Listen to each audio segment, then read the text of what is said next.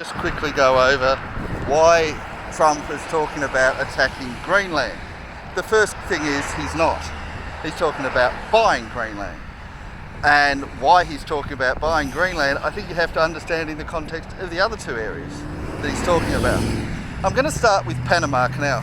Now, the Panama Canal is a region that is useful for trade. People go through it, and it used to be under American control. It's in the country of Panama, of course. And it's now independent, and apparently they're charging too much and it's hurting America economically. So they've asked to get it back.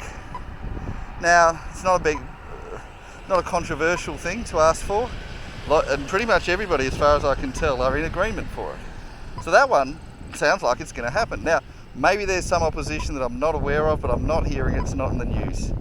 So the reason why this is perhaps not in the news is not because there's opposition that we don't know about, but because people want to create this idea that Trump is an idiot and that he's doing stupid things.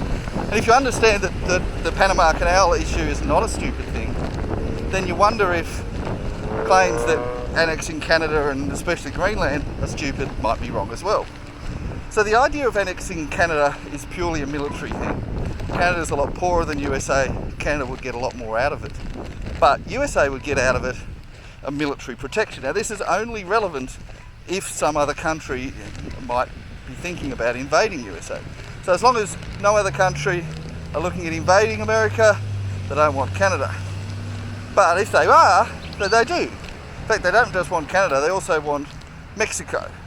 That'd shore up the defences. And a third country that they may be interested in is Greenland. Not as much, but that's relevant too. Oh, wait. Greenland's one he's talking about.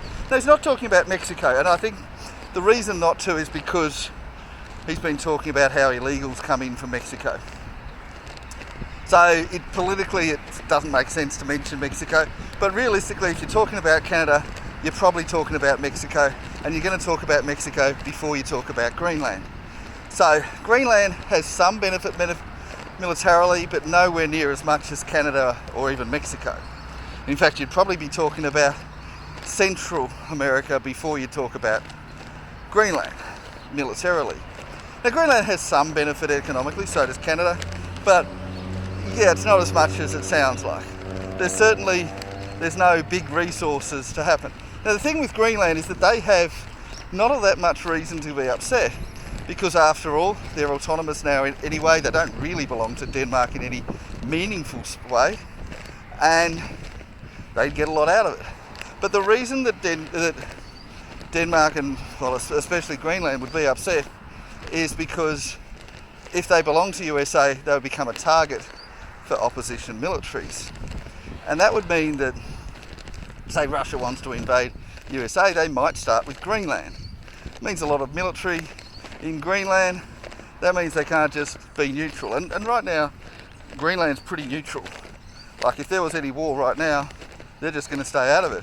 Even if for some reason Denmark was involved, Greenland would just say, hey, we're just a little island with 56,000 people.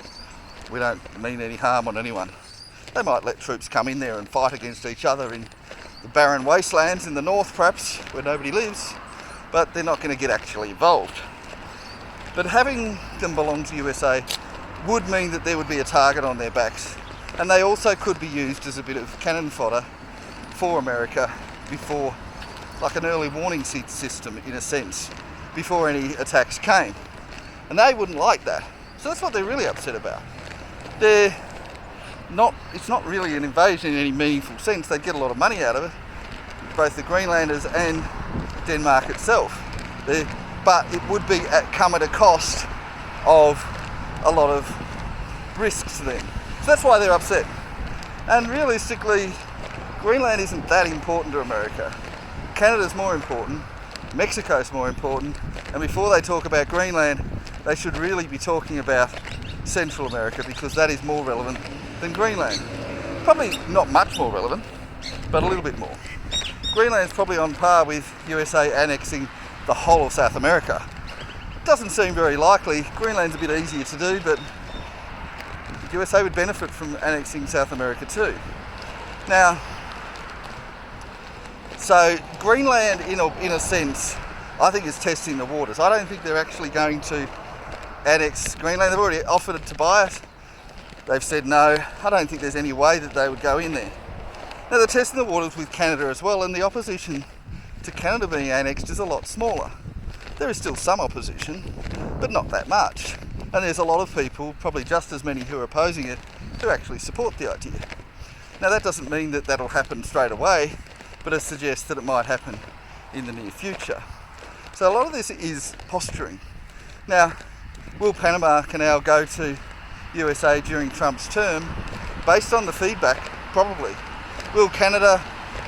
Maybe not quite, but they'll be thinking about it. Will Greenland? Well, based on the level of opposition, probably not. But if push came to shove, USA could invade Greenland and force it, and no one would oppose that. Maybe Greenland would. They've only got 56,000 people. They're not armed. I don't think they have a military. Denmark has a very small military. There's no way that they could defend it, and there's no way that the whole of NATO would get behind them. Maybe Scandinavia would, but they're not going to put up much of any serious fight. So realistically, they're not going to have a fight. They're going to just say, all right, you can have it. And if they're going to lose that war that easily, then they may as well get some money out of it. So if USA really wanted to take Greenland, they could. And they probably should, because it'll help in the negotiations with Russia, with China, and about Ukraine. And I think this is really what this is all about. Because right now, USA is not as defendable as they'd like. And that damages their ability to negotiate with Russia. And I'd suspect this is actually about getting the right sort of deal in Ukraine. I might be wrong, but that's what I suspect. And certainly if Canada went to USA, then that'd help. Now, there's also been some claims that seem to be completely unsubstantiated that USA wants Australia as well. Now, actually, militarily, they do. And there's two countries that want Australia, that's China and USA. And if either of them took it, the other one would not stop them. So it's pretty much a matter of who wants to go first will get it. I think Australia is better off under Chinese control than American control. We would lose our healthcare under America, and we have a much longer and more equal alliance with China. Well, there are some negatives to going under Chinese control, such as overpopulation. I think long term that's not going to be sustainable, and we go back to pretty much how we live today. So I think if USA are actually posturing to take over Australia, we should write a letter to China and say, hey, we want to surrender to you and cede our country to your control. Now, UK might say, hey, what are you doing? This is our land. But against China, they're probably not going to say that too loudly. So, yeah, it is certainly plausible that USA would want Australia, but I don't think we want to go to them. But we'll see how it goes. Australia's certainly been suffering since we've been allied with USA too much in the last few years, the last 40 years or so, 50 years. And it's become worsening over time. We don't want to be allied with USA, we'd like to be neutral. And having China conquer us would probably help. It's not what I want, it's nice to be independent, but if you've got a choice, China is the better